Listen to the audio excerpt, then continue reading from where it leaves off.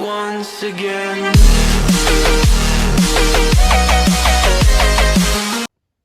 E aí galera, aqui é mais um aulão com o tio Dani, tá? Só para enfatizar, a nossa aula hoje ela é voltada para os alunos do primeiro ano do ensino médio, tá? Mas é sempre bom lembrar que para os alunos do terceirão toda a aula é válida, seja do primeiro, do segundo, do terceiro ou até do nono ano. Conteúdo é conteúdo, afinal de contas o Enem tá aí, tá? Mas a aula ela é específica, especialmente para os alunos do primeiro ano, tá? Pessoal, aqui ó, na última videoaula, tá? A gente analisou o capítulo relacionado ao mundo extra-europeu. Então a gente falou sobre civilizações, sobre impérios, sobre reinos localizados na África, localizados na Ásia, por exemplo, a dinastia da China, tá? Então a gente procurou enfatizar aspectos de cunho econômico, cultural, político, de civilizações fora daquele eixo eurocêntrico, fora da Europa, tá?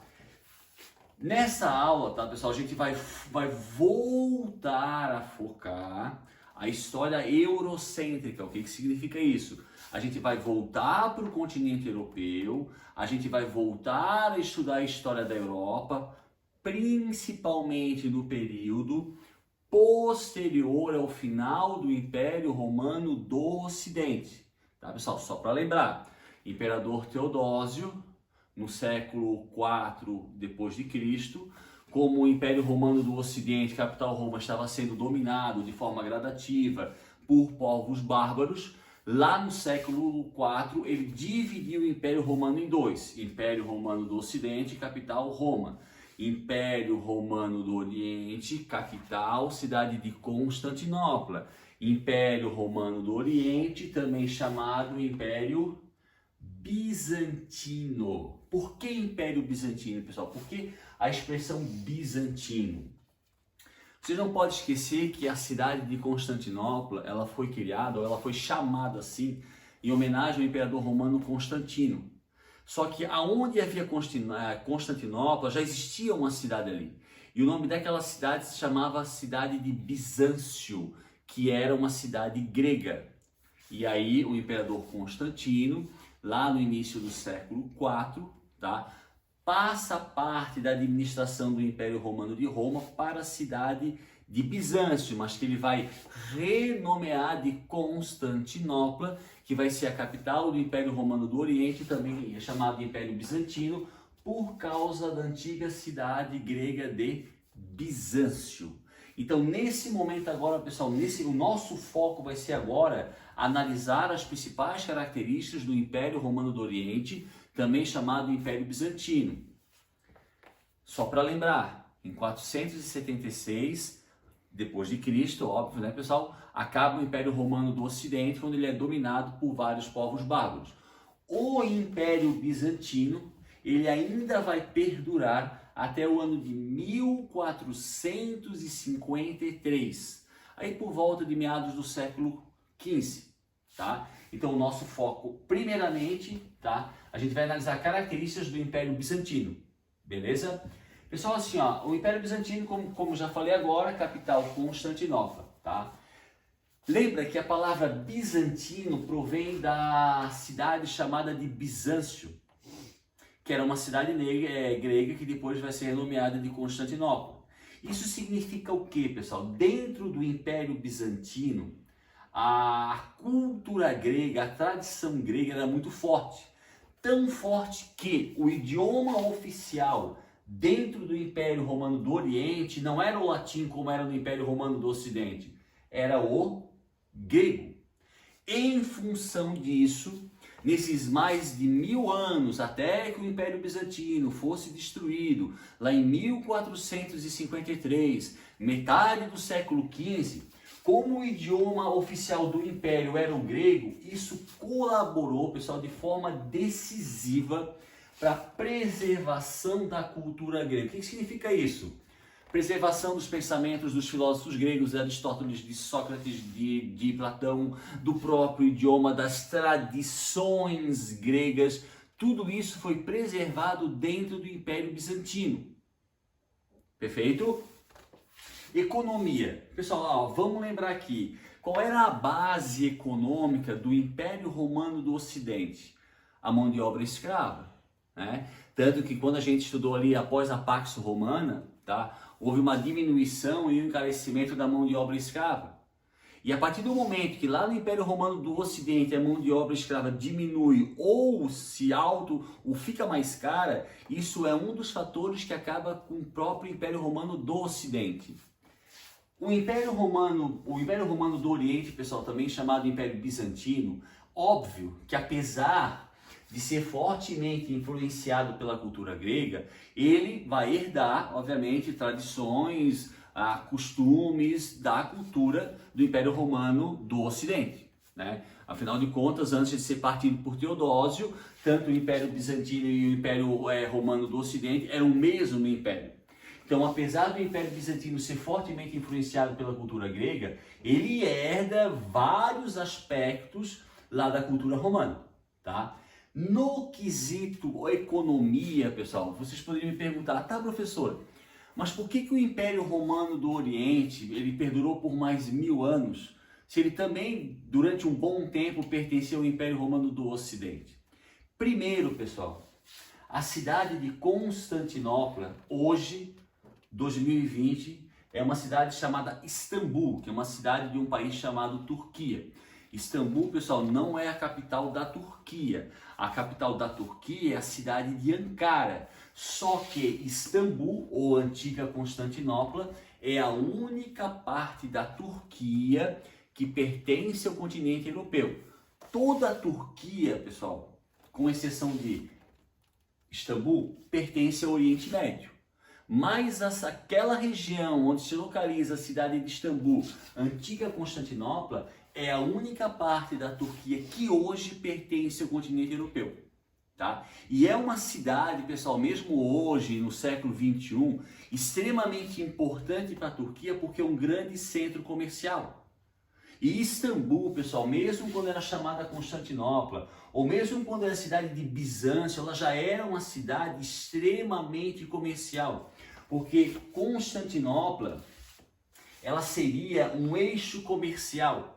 Então ela ficava muito próxima de rotas comerciais ali do norte da África, do Oriente Médio, da Ásia e da Europa. Então a localização da cidade de Constantinopla, capital do Império Bizantino, tornava essa cidade um forte eixo comercial.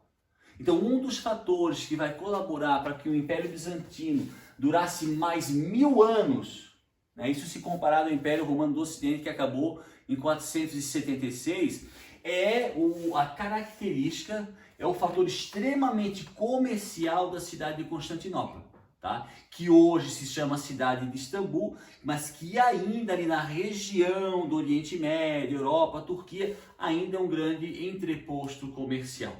Beleza, pessoal? Então isso é um dos fatores que fez com que esse império ainda durasse até 1453. Um outro detalhe, como o Império Romano do Ocidente, o Império Bizantino, também vai usar mão de obra escrava. Só que, diferente dos romanos, lá de Roma no caso, o Império Romano do Oriente, o Império Bizantino, não tinha a economia baseada somente na mão de obra escrava. Significa o que, meus queridos alunos? Eles usavam a escravidão, sim, como os romanos, mas eles não tornaram um trabalho escravo a base da sua economia. Então eles usavam o trabalho escravo, eles usavam o trabalho do camponês em troca de uma remuneração, tá? E diferente do Império Romano do Ocidente, que era basicamente composto de latifúndios. O que é um latifúndio? Uma grande propriedade de terra, lembra? Pertencente aos patrícios. Dentro do Império Bizantino havia uma grande quantidade de pequenas propriedades rurais. Então isso, pessoal, o fato de ser usada a mão de obra escrava, mas não em larga escala, ser usada a mão de obra do camponês remunerada e o fato do Império possuir uma grande quantidade de pequenas propriedades rurais, isso facilitava, pessoal, isso colaborava com um capital de giro. E obviamente, tendo capital de giro, o que significa isso? Diferente do Império Romano do Ocidente, onde boa parte do capital estava na mão dos patrícios ou de alguém da plebe rica, no Império Bizantino, como o giro de capital era muito maior, um número maior de pessoas e não somente a elite tinha dinheiro. E sem contar o que eu expliquei antes, o fato de Constantinopla ser um eixo comercial entre Europa, Ásia e o norte da África. Então tudo isso vai colaborar com que esse império economicamente fosse muito mais dinâmico do que o Império Romano do Ocidente. E é por isso que quando o Império Romano do Ocidente acaba em 476, o Império Bizantino ainda perdura até o ano de 1453. Tá? Então, são principalmente fatores de cunho econômico que deram uma maior longevidade ao Império Bizantino. Tá? Um outro detalhe, pessoal, que era muito comum, que era uma característica primordial do Império Bizantino, é o que nós chamamos de cesaropapismo. Pessoal, todo mundo sabe que após a morte de Júlio César, do general Júlio César, lá na época da República, no primeiro triunvirato, o nome César, a palavra César, virou sinônimo de força. E muitos imperadores romanos, apesar de não se chamarem César, se autoproclamavam César. Lembra, pessoal? Rússia. Como é que se chamava um rei na Rússia? Czar, palavra que deriva de César. Como é que se chamava um rei na Alemanha até a Primeira Guerra Mundial? Kaiser. Kaiser deriva da palavra César. Então a palavra César virou sinônimo de força. E vários imperadores se autoproclamaram César. Isso não era diferente no Império Romano do Oriente. Lembrando que o Império Romano do Oriente ele é uma consequência do Império Romano do Ocidente. Então vários imperadores do Império Bizantino se autoproclamavam César. E lá no Império Bizantino vai ser praticado com muita frequência o cesaropapismo. Lembra, pessoal, que um dos fatores que vai colaborar com o final do Império Romano do Ocidente é o enfraquecimento do poder do imperador, principalmente frente à Igreja Católica. Pessoal, enquanto o poder do imperador no Império Romano do Ocidente ele se enfraquecia, lá entre o século III, o século IV, o século V, no Império Bizantino acontecia o contrário. Enquanto lá em Roma, o imperador ele se enfraquecia como uma força política, século III, século IV, século V, lá no Império Bizantino, o poder do imperador se fortalecia cada vez mais, ao ponto... Aline, pode matar uma curiosidade? De onde deriva a palavra papismo? A expressão toda é cesaropapismo. Então tu já escutou. César deriva de imperador, de rei. De onde deriva a palavra papismo? Papismo. Papismo. Papismo. Vaticano. Papismo. Do Papa. A palavra César deriva de imperador. A palavra papismo deriva de papa. Cesaropapismo. A que conclusão, minha querida, eu posso chegar? César deriva de imperador. Papismo deriva de papa. Aí eu junto as duas. Cesaropapismo. O que significa isso? Que no Império Bizantino, Aline, o imperador era o papa. O papa era o imperador. O que significa? Que dentro do Império Bizantino, quem era o chefe da igreja não era o papa, era o próprio imperador. Uau! Só que surgiu uma indagação, galera. Peraí. Mas o Império Romano do Oriente, ele fazia parte do Império Romano do Ocidente. Ele só foi dividido pelo imperador Teodósio, o mesmo imperador que torna a Igreja Católica a igreja oficial do Império Romano. Então, a gente vai chegar aqui à conclusão que o Império Romano do Oriente também era católico. Ok. certo?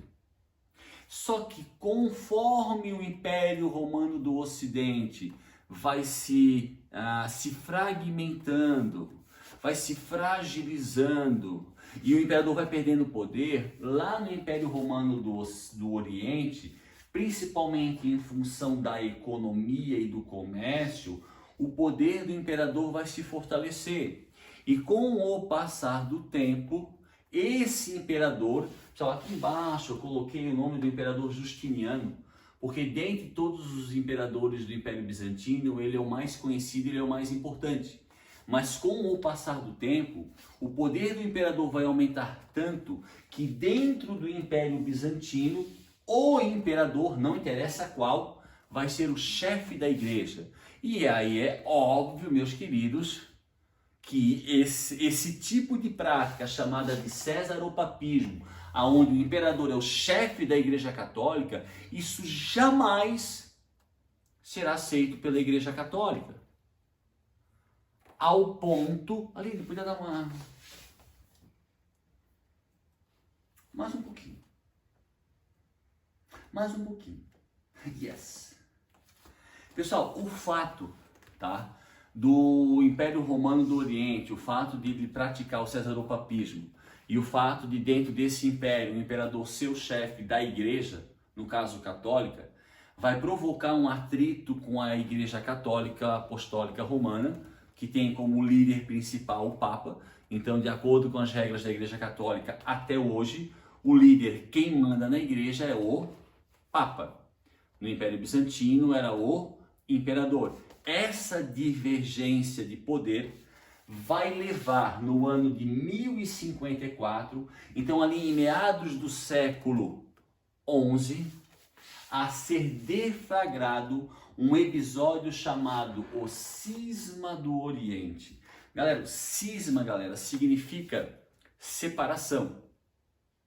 Então, como a Igreja Católica não aceitava o fato de lá no Império Romano do Oriente, o imperador ser o chefe da igreja, no ano de 1054, através do Cisma do Oriente, há uma separação da igreja ocidental, uma capital Roma, da igreja oriental, capital Constantinopla. Pessoal, essa foto, tá? Eu até pensei em colocar uma foto da época, uma imagem de uma gravura da época, mas eu preferi essa imagem, que é uma imagem extremamente recente. Né? Se vocês aproximaram, tiver uma visão muito boa como a minha, tá? Vocês vão observar que aqui é o Papa Francisco. Então isso aqui é uma foto pelo menos dos últimos 4, 5 anos. Esse homem aqui, pessoal, ele seria a maior autoridade da igreja cristã ortodoxa.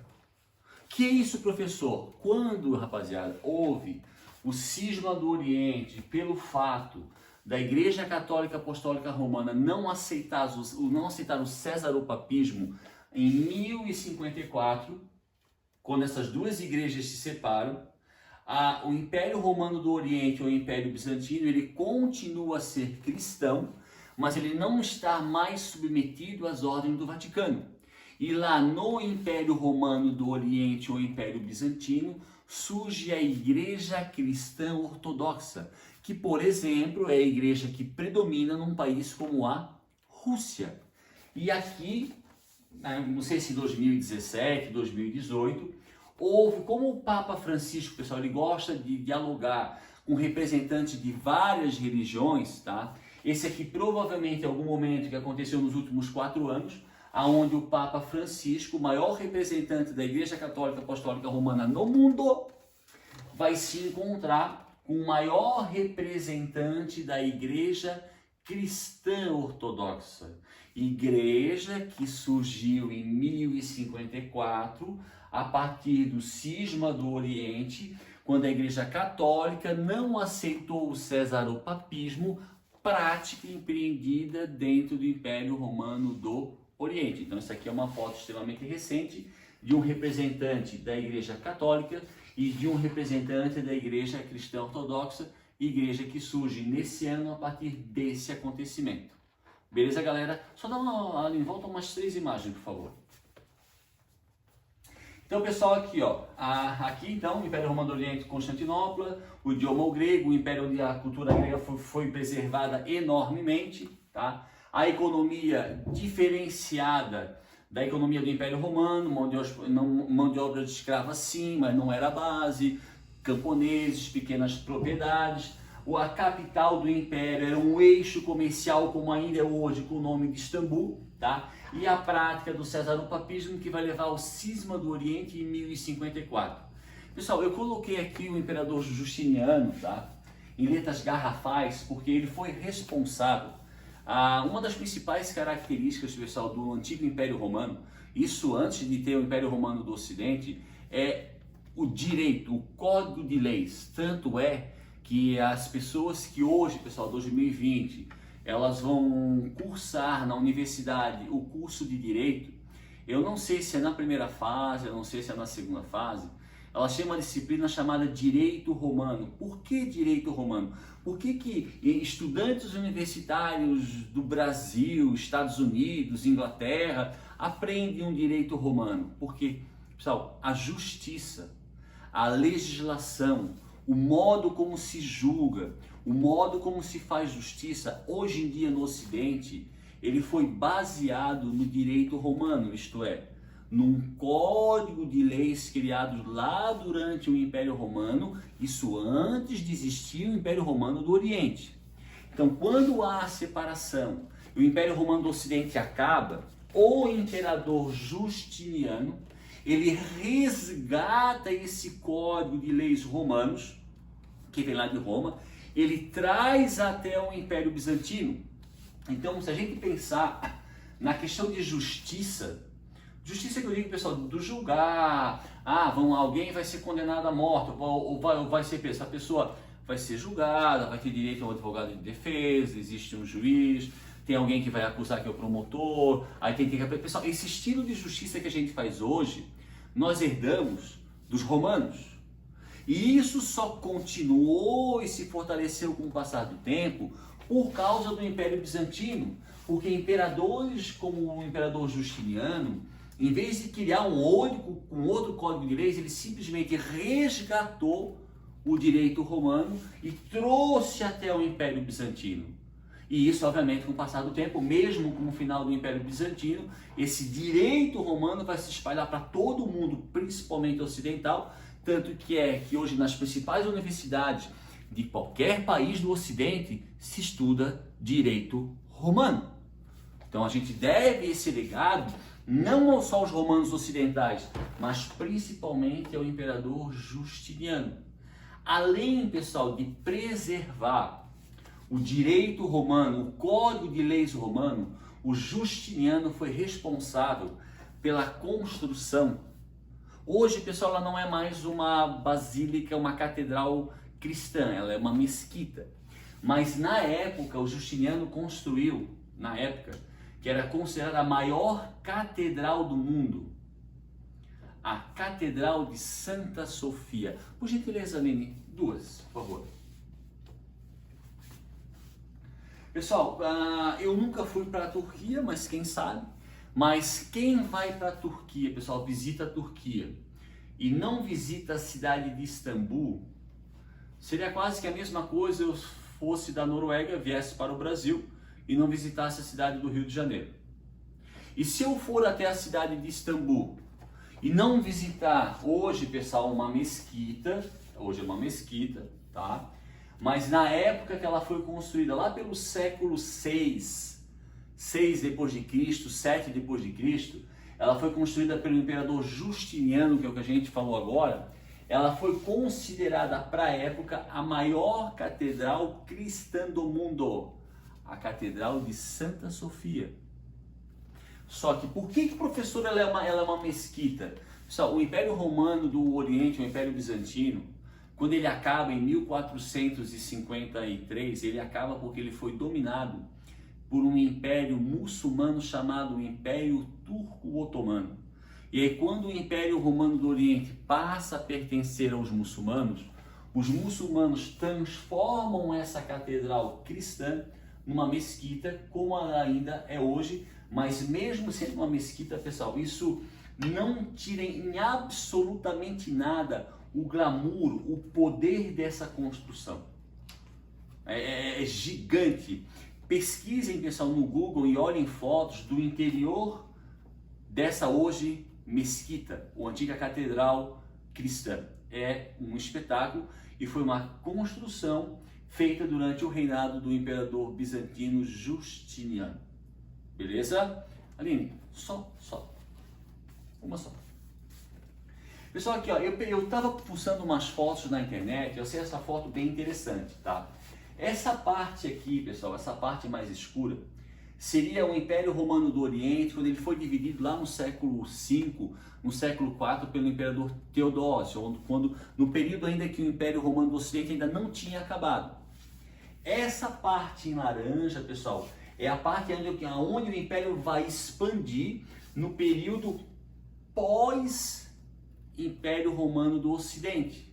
E essa expansão territorial do Império Bizantino, ela se deve também ao imperador Justiniano. Estão entendendo, pessoal, por que dentre vários imperadores eu coloquei o nome dele em letras garrafais e negrito? Porque ele não só é responsável pela preservação do direito romano, ele não é só responsável pela construção da, na época, a maior catedral cristã do mundo, mas ele também foi responsável pela expansão do território do Império Romano do Oriente, inclusive, se vocês observarem, ocupando territórios que outrora pertenciam ao Império Romano do Ocidente, inclusive a própria cidade de Roma. Então essa, pessoal, é a extensão que chegou o Império Romano do Oriente, ou o Império Bizantino, principalmente durante o governo do imperador Justiniano. Por isso que ele vai durar 1000 anos a mais, se nós compararmos ao Império Romano do Ocidente. Mas daí alguém vai perguntar, tá, professor, tão poderoso, uma economia tão forte, com um capital de giro gigantesco, imperadores tão poderosos que preservaram a cultura grega, Constantinopla, uma cidade que é um eixo comercial, por que acabou? Ali, duas. Mais uma, pessoal, porque quando começa a decadência, pessoal, assim, a gente não pode esquecer que todo o império tem um início e tem um final. Eu sempre faço uma relação com a nossa vida. Todo ser vivo tem um início e tem um final. Nós nascemos, nós vivemos e nós morremos. O império, pessoal, é a mesma coisa. Ah, o Império Romano teve seu início, teve seu final. Ah, o Império de Alexandre o Grande, gigantesco, maravilhoso, teve seu início, teve final. O Império de Gengis Khan, o maior imperador rei mongol, um império, pessoal, onde ele ocupou toda a Ásia, chegando muito próximo à Europa, teve um início, teve um final. Hoje, Aline, maior potência econômica e militar do mundo hoje, dia 13 de abril de 2020. Estados Unidos. Estados Unidos hoje é o maior império do mundo. Mas, pessoal, teve seu início e um dia terá o seu final. Isso não é diferente com o Império Romano do Oriente. Então, o Império Romano do Oriente, que surge lá antes do fim do Império Romano do Ocidente, ele começa o seu período de decadência. Eu botei aqui, pessoal, século XIV, século XV, mas eu poderia, se eu colocasse aqui século XIII, XIV, XV, não estaria diferente, não seria errado. Então a gente pode dizer que esse período de decadência do Império Romano do Oriente é uma decadência, pessoal, gradual, ela não acontece de uma hora para outra, tipo Alexandre o Grande, ele morreu, o Império acabou. Não. Tá? A Gengis Khan, ele morreu, não, aqui a decadência ela é mais gradativa, mas ela começa no século XIII, século XIV e no século XV, aí a decadência definitiva realmente quando eles são invadidos pelo Império Turco Otomano. Dentro de um império, pessoal, a coisa mais comum é a luta pelo poder. Então um dos fatores que vai causar a decadência e o final do Império Bizantino são os conflitos internos pelo poder Normal, pessoal, até em países que nem impérios são, tá? Só vê o Brasil. Ameaças advindas de muçulmanos. Pessoal, na nossa próxima videoaula a gente vai aprender sobre a religião islâmica, sobre os muçulmanos. A religião muçulmana, ela surgiu no século 7 depois de Cristo, lá no Oriente Médio, lá na região de Meca, hoje uma cidade de um país chamado Arábia Saudita. E os muçulmanos, eles vão crescer a tal ponto de se tornarem um grande império. E esse império muçulmano, que surge lá no século 7, século 8, lá por volta do século 12 e 13, ele vai começar a ameaçar militarmente o Império Bizantino. Não é à toa, pessoal, que o Império Bizantino cai em 1453, porque é invadido pelo Império Turco-Otomano, que é um império de religião muçulmana. Então, além dos conflitos internos, a ameaça advinda dos muçulmanos e dos cristãos ocidentais. Pessoal, após o cisma do Oriente, tá, onde passa a existir a Igreja Católica a Apostólica Romana e a Igreja Ortodoxa, a relação entre o Império Romano do Oriente e a Europa Ocidental, mesmo pós-Império Romano, foi uma relação muito conflituosa. Muito conflituosa. A gente vai estudar uma matéria, pessoal, chamada Cruzadas. Cruzadas é uma guerra entre cristãos, católicos e muçulmanos. Nas Cruzadas, a gente vai estudar um episódio onde exércitos cristãos católicos vão atacar a cidade de Constantinopla, capital do Império Bizantino. Lá nas Cruzadas, por volta do século 12 ou 13, né? E exércitos cristãos católicos vão atacar a cidade de Constantinopla, capital do Império Bizantino. Então, conflitos internos pelo poder, ameaças provenientes dos muçulmanos, que surgiram a partir do século 7, e ameaças provenientes de cristãos católicos, são esses fatores que de forma gradativa, com o passar do tempo, vão colaborar não só com a decadência do Império Bizantino, mas para com o fim do Império Bizantino, no ano de 1453, quando o Império e a cidade de Constantinopla são invadidos pelo Império Turco-Otomano, e aí aquele império que era cristão ortodoxo se torna um império muçulmano. Tanto, pessoal, que eu mostrei aquela catedral construída pelo Justiniano, que era na época uma das maiores catedrais cristãs do mundo, mas que após a tomada do Império Turco-Otomano deixa de ser uma catedral católica e se torna uma mesquita, como ainda é nos dias de hoje. E aí chegamos ao final do Império Romano do Oriente. Pessoal, o final do Império Romano do Oriente, ele é tão importante na nossa história, na história ocidental, que na linha do tempo, lembra? A linha do tempo, Idade Antiga, Idade Média, Idade Moderna, a contemporânea, o final do Império Romano do Oriente, em 1453, na linha do tempo, ele marca 1453, final do Império Bizantino. Ele marca o fim da Idade Média e o começo da Idade Moderna. Quando a gente usa, pessoal, um acontecimento dentro de uma linha do tempo, por um acontecimento ser usado para definir as fases de uma linha do tempo, tem que ser um acontecimento extremamente importante para uma determinada civilização. Então, para nós, esse acontecimento é tão importante que ele define o final de uma era e o começo de uma outra era. Final da Idade Média, o começo da Idade Moderna. Perfeito, galera? Aline, por favor. Esse aqui, pessoal, só para a gente ter uma ideia, assim, né, do que foi o Império Turco-Otomano, né? Então, tudo que está em vermelho aqui, ó, uma parte do Oriente Médio, uma parte da Europa, uma parte do Norte da África, tudo que está em vermelho, essa é a extensão territorial do Império Turco-Otomano. Então, a gente pode observar que foi um baita império que só vai acabar, pessoal, em 1918, depois da Primeira Guerra Mundial, tá? Então eu botei essa foto aqui para a gente ter uma noção, né, que o Império Turco-Otomano ele consegue acabar com o Império Bizantino, porque era um império extremamente poderoso, a gente já percebe isso só pela extensão territorial do próprio império. Beleza, Aline?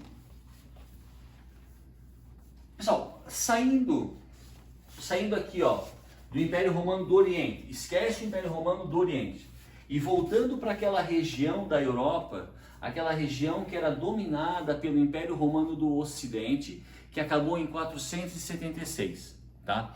Se vocês olharem assim, vocês vão olhar, pô, professor, mas ó, tem a cor amarela, tem um verde escuro, tem um verde claro, tem um marrom, tem um rosinha, tem um verde mais... Pessoal, quando o Império Romano do Ocidente, ele acaba em 476, por que ele acaba? Porque ele é invadido por vários povos bárbaros, quer dizer, bárbaros, povos que não eram romanos. E uma boa parte desses povos bárbaros eram povos de origem germânica. Então existiam vários povos bárbaros de origem germânica, e são esses povos bárbaros de origem germânica que invadem e acabam com o Império Romano do Ocidente. Então, esse mapa aqui, ele está identificando o território do antigo Império Romano do Ocidente, agora o quê? Depois de 476, aquele território romano acabou se dividindo em vários reinos bárbaros. Então, pessoal, esqueçam o Império Romano do Oriente que a gente estudou agora. Então, foquem no antigo território do Império Romano do Ocidente, que acaba em 476. Então, quando o Império Romano do Ocidente ele acaba, tá? Aquele território vai se dividir em vários reinos bárbaros, tá? Pessoal, a cultura romana dentro desses reinos, ela vai ser preservada, mas de forma muito fraca, diferente do Império Romano do Oriente, que apesar de preservar a cultura grega, também herdou muito da cultura do antigo Império Romano do Ocidente, principalmente o direito, que a gente sobre o Justiniano, tá? Aqui nos reinos bárbaros, essa cultura romana, ela já não tem essa força. Mas, dentro de um império, essa cultura vai se preservar de forma um tanto quanto significativa. Tanto é que, a partir de agora, pessoal, a gente não vai estudar cada império bárbaro. A gente vai dar ênfase e o nosso foco agora, a gente vai estudar o maior e o mais forte reino bárbaro. Então, dentre todos os reinos bárbaros que se estabeleceram após o final do Império Romano do Ocidente, o mais forte e o maior foi o Reino Franco. E esse é o nosso foco. Nós estudaremos agora o Reino Franco. Só, pessoal, em nível de curiosidade, o Reino Franco é aqui, ó. O Reino Franco, ele vai surgir aonde hoje é o território da França. Aline, eu vou te fazer uma pergunta difícil, que eu acho que a maioria de vocês também não sabe. Acho. Aline, qual é a moeda que é usada na França hoje? Dia 13 de 4 de 2020. Euro. O euro. Muito bom, Aline. Mas antes dos franceses usarem o euro, que moeda, como era chamada a moeda da França antes do euro? Franco? Uau! Muito bom, o franco! Que subestimei, o franco. E por que a moeda francesa era chamada franco? Por que o nome franco? Ai, Aline, eu acabei de explicar. Eu tô lendo. Aline, aonde surgiu o Reino Franco? O Reino Bárbaro chamado Reino Franco. Aonde hoje é a França. Pessoal, França, Franco, França, Franco. Então a moeda francesa, que a Aline acertou, muito bom, Aline. Pouca gente sabe disso. Que a moeda francesa era o franco, e homenagem aos francos, porque o Reino Franco surgiu aonde hoje é a França. Até aqui, se a gente olhar, ó, francos, cidade de Paris. Por isso que a moeda francesa antes do euro se chamava franco. Então agora nós vamos focar, vamos estudar o Reino Franco, que surgiu aonde hoje é o território francês, e na época pós-Império Romano do Ocidente, se tornou o maior e o mais forte reino bárbaro, pós-Império Romano do Ocidente. Beleza? Aline, pessoal, aqui, ó, aqui, tá? Na verdade eu peguei uma foto, tá? O Reino Franco, ele não nasce um reino grande e forte. Esse crescimento, esse fortalecimento do Reino Franco, ele vai acontecer de forma gradativa. Ele não surge, forte. Não, ele vai crescer. Aqui eu peguei uma foto dele já grande. Então, tudo que vocês estão vendo em colorido aqui, pessoal, tá? É o Reino Franco. Por que o autor colocou azul, laranja escuro, laranja claro? Porque isso são as fases que foi crescendo o Reino Franco. Então, se a gente observar, pessoal, tá? A França é por aqui, ó. O Reino Franco ele vai se estender até quase toda a Península Itálica. Ele vai chegar aqui aonde seria mais ou menos a Áustria, a Croácia, a Bósnia, a Bulgária. Vai chegar próximo aonde hoje é a Polônia, República Tcheca, Bielorrússia, um pouco da Ucrânia. Então isso aqui, o Reino Franco não nasce grande, ele não nasce forte. Ele vai crescendo conforme passa o tempo. Ele vai conseguir atingir essa dimensão. Por isso que dentre todos os reinos bárbaros, por que a gente foca no Reino Franco? Porque ele foi dentre todos os reinos bárbaros, ele foi o maior e mais forte reino da Europa Ocidental. Eu falo Europa Ocidental, pessoal, porque é aquela Europa dominada pelo antigo Império Romano do Ocidente. Beleza? Próximo. Pessoal, assim, ó, existiram vários reinos, o poder do rei no Reino Franco, tá? Ele não nasce o rei já não nasce com poder centralizado, como foi no Império Romano do Oriente. A centralização e o fortalecimento do poder do rei dentro do Reino Franco, ele vai acontecer de forma gradativa.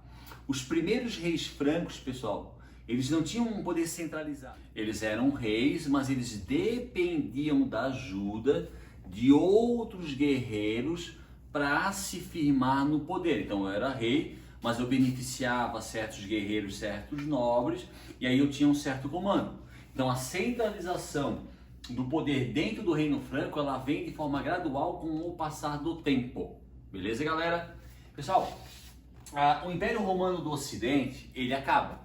Mas a Igreja Católica não acaba, ela continua a existir como uma instituição religiosa e muito forte. Tanto que, no ano de 496, o rei franco Clovis, ele firma um laço de aliança com a Igreja Católica. Por que a Igreja Católica se aliou ao Reino Franco? Porque já era um reino desenvolvido e extremamente fortalecido, que obviamente com o tempo vai se fortalecer muito mais. Então já ali no finalzinho do Império Romano do Ocidente, um pouco tempo depois, a igreja já vai se aliar a Clovis, o rei franco. Tá? E com o passar do tempo, pessoal, os outros reis francos que vão surgir, eles vão cada vez mais reforçando essa aliança com a Igreja Católica. Beleza? Pessoal, outro rei muito importante franco é o rei Carlos Martel. Tá? No ano de 432, ele impediu que os muçulmanos dominassem todo o continente europeu. Um pouco mais para frente, pessoal, a gente vai estudar. Lembra que os muçulmanos surgiram lá no Oriente Médio.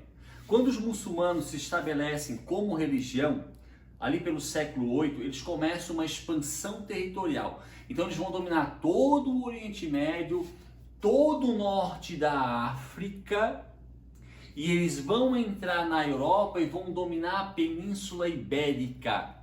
Aline, que países na Europa se localizam na Península Ibérica? Não faz essa cara. Que países se localizam na Península Ibérica? Ó, Lisboa e Madrid. Portugal e Espanha? Yes! Península Ibérica, muito bom, Aline. É uma parte da Europa onde se localizam Portugal e Espanha. Essa parte da Europa, ela foi conquistada pelos muçulmanos e ali eles permaneceram por 700 anos. Mas quando os muçulmanos entraram na Península Ibérica, pessoal, eles tentaram, pessoal, a Espanha faz fronteira com a França, tá? Eles tentaram, através da fronteira da Espanha com a França, invadir todo o restante do continente europeu.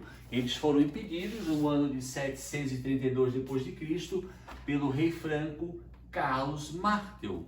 Pessoal, se ele não tivesse detido a invasão muçulmana, provavelmente os muçulmanos teriam dominado todo o continente europeu e de repente hoje nós poderíamos ser colonizados não por portugueses, mas por muçulmanos ou uma outra civilização. Aonde eu quero chegar? Caso Carlos Martel não tivesse evitado a invasão muçulmana, provavelmente a história hoje seria muito diferente do que ela é. Mas vamos trabalhar com os fatos. Carlos Martel é considerado um rei importante porque no ano de 732 ele impediu que os muçulmanos dominassem o restante da Europa Ocidental. Tá? Seguinte, Pepino o Breve, parece engraçado, Aline, mas Pepino o Breve, ele era filho de Carlos Martel. Lembra que eu disse antes, pessoal? O primeiro rei a fazer uma aliança com a Igreja Católica é o rei Franco Clovis. Mas todos os reis que vieram sucessivamente, eles foram reforçando essa aliança. Como é que eles reforçavam a aliança com a Igreja Católica? Principalmente doando terras. Pepino o Breve, filho de Carlos Martel, para reforçar essa aliança com a Igreja Católica, ele vai doar a área, o território onde hoje está localizado o Vaticano. Vaticano, pessoal, que é um país independente, que se localiza dentro da cidade de Roma, capital da Itália, e é a sede da Igreja Católica.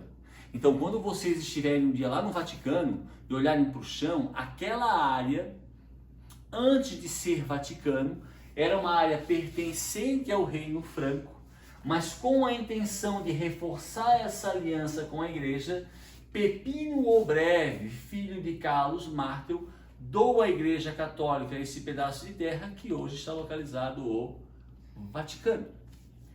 Seguindo em frente. Pessoal, vocês vão perguntar assim, professor, mas quando tem um império, sempre tem um rei que é o maior. Tipo o Império Romano, tem lá Otávio Augusto, Adriano. Império Romano do Oriente tem Justiniano. E o Reino Franco? Pessoal, dentre todos os reis francos, o considerado o maior, o mais forte, o que conseguiu expandir o reino de uma forma absurda, Carlos Magno. Dentre todos os reis francos que existiram, o que é considerado, tipo, como a gente chama, o top de linha, o cara, tipo, o Júlio César do Reino Franco, o Justiniano do Reino Franco, Carlos Martel, coroado pela Igreja Católica, rei do Reino Franco, em 768, o Carlos Magno vai ser responsável pela ampliação do território do Reino Franco, vai ser responsável pelo fortalecimento econômico e militar do Reino Franco e, obviamente, pessoal, não diferente dos outros reis, ele vai fortalecer os laços com a Igreja Católica. Isso é óbvio. Um detalhe muito interessante, pessoal, o Reino Franco cresceu tanto com Carlos Magno, mas cresceu tanto que chegou um momento que o tamanho do reino já era um problema. Uma coisa muito parecida com o que aconteceu com o Império Romano do Ocidente, cresceu demais. Quando o Reino Franco, pessoal, ele se amplia, quando o território dele se amplia de forma significativa, Carlos Magno, pessoal, para conseguir administrar esse território, ele vai criar um sistema chamado sistema de reciprocidade. Então, ele, sendo um cara inteligente, ele percebe que sozinho era muito difícil controlar e cuidar de um reino tão vasto, tão grande. Então ele vai criar um sistema chamado sistema baseado na reciprocidade, aonde ele vai dividir o reino em 240 condados. Pessoal, 240 condados seriam 240 áreas. E cada área dessa, ele vai doar a um nobre. Então, eu sou Carlos Magno, ele é o Paulo. Eu vou doar uma terra ao Paulo, que é um nobre, e o Paulo vai passar a comandar essa terra. Só que o Paulo me deve reciprocidade. Se eu precisar de ajuda, principalmente em épocas de guerra, o Paulo vai me auxiliar. Esse foi um sistema criado por Carlos Magno para poder garantir a segurança sua e do Reino Franco. Obviamente, pessoal, que esses nobres, quando eles recebiam a terra, eles não eram independentes, eles deviam obediência a Carlos Magno. Carlos Magno continuava a ter o poder centralizado, ele continuava a ser o rei, mas eles tinham uma terra, tinham uma certa autonomia, mas ainda deviam submissão ao rei. Perfeito? Obviamente, pessoal, Carlos Magno também não é burro, ele vai criar um aparato administrativo e burocrático para fiscalizar essa nobreza. Mas a princípio, tá, esse sistema dá certo e ele garante a integridade territorial do Reino Franco. Perfeito? Só que Quando Carlos Magno morre, pessoal, o seu filho, Luís o Piedoso, pessoal, ele não tem o mesmo carisma que o pai, ele não tem a mesma força que o pai. A partir da morte de Carlos Magno, isso agora durante o governo do seu filho Luís o Piedoso, o reino franco ele entra num processo gradual de decadência, de fragmentação, de descentralização. O que quer dizer descentralização? O poder do rei antes centralizado, principalmente com Carlos Magno, ele passa a ser descentralizado, quer dizer, o rei passa a perder poder e os nobres passam a ganhar poder. Isso, pessoal, de forma gradual, tá? Luís o Piedoso vai ter 3 filhos. Próxima imagem, por gentileza.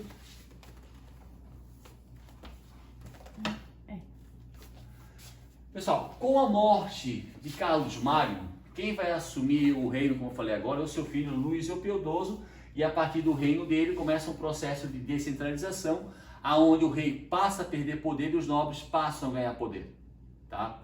O Luís o Piedoso, ele vai ter 3 filhos. Lotário, que é o filho mais velho, Carlos e Luís o Germânico. Pessoal, mesmo durante a vida, esses 3 filhos, eles deflagram um complô contra o próprio pai.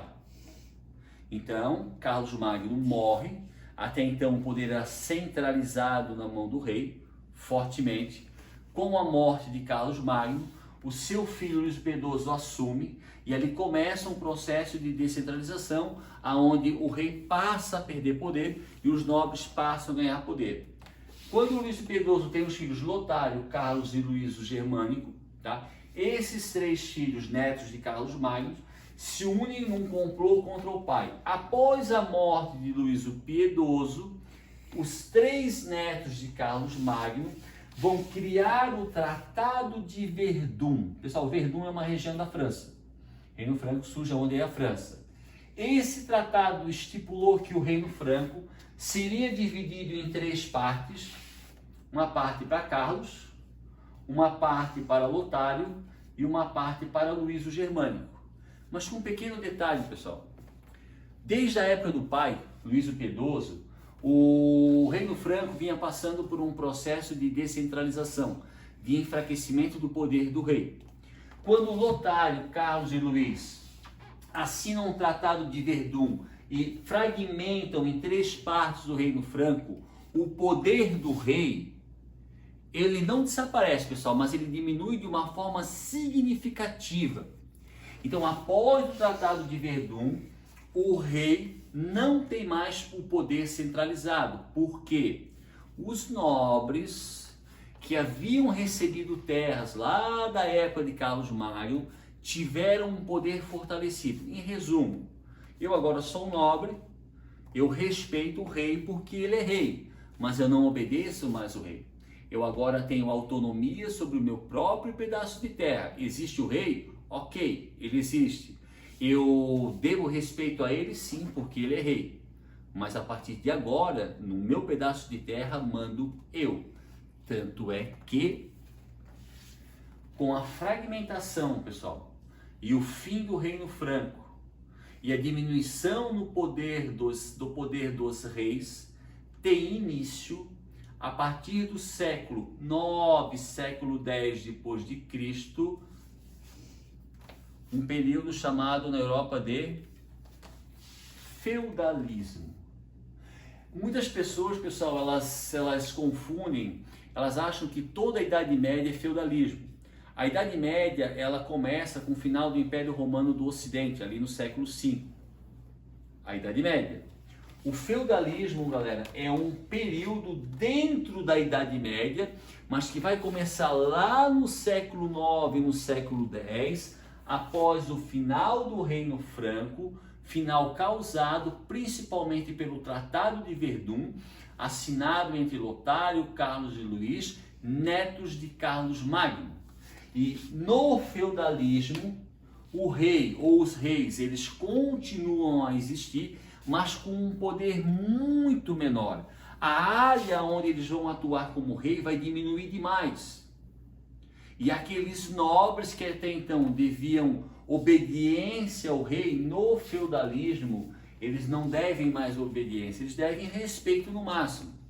Porque esses nobres no feudalismo, eles passam a comandar o próprio pedaço de terra e aí eles passam a se chamar senhores feudais e cada senhor feudal comanda o seu próprio feudo, respeitando o rei, mas não obedecendo o rei, tá? E daqui para frente, pessoal, já na próxima videoaula, a gente vai estudar a Europa feudal e a religião islâmica, tá? Então, pessoal, na próxima aula, na próxima videoaula, o nosso foco vai ser, primeiramente, nós vamos estudar as origens do islamismo, as principais características da religião islâmica. Vamos falar sobre Maomé, vamos falar sobre Alá, vamos falar sobre o Alcorão, vamos falar sobre sunitas, xiitas. Então a gente vai estudar especificamente a religião islâmica. E logo depois a gente vai estudar características da Europa feudal. Beleza, galera? Tá? Então espero que a aula tenha sido boa, tá? Não esqueçam de anotar no caderno, fazer tópicos para o vídeo, assistir o vídeo. Pessoal, vocês podem fazer o que vocês quiserem com isso aqui, a hora pode ver hoje, pode ver amanhã, tá? E guardem todas as dúvidas para nossa live, que bonita essa palavra ali, para nossa live, ou para nossa videoconferência, para nossa aula ao vivo. Tragam dúvidas, criaturas. Se vocês têm dúvida, perguntem para o seu professor. Um dos maiores prazeres da minha vida, além de crossfit, namorar com a Aline, é falar principalmente história. Então perguntem, anotem, estudem todas as dúvidas, perguntem na nossa live. Que palavra Live. bonita. Como? Live, com V. A live. I'm sorry, live. Life. Obrigado. É vida. Live. É Obrigado. live, com V. Não briga comigo. Pessoal, não se esqueçam de se inscreverem no canal, de curtirem o canal e de estudarem, beleza? Obrigado, Aline, por segurar até esse horário aí pra mim. Obrigadão mesmo, tá? Rapaziada, um beijão, um abraço. Valeu, hein? Tchau, tchau.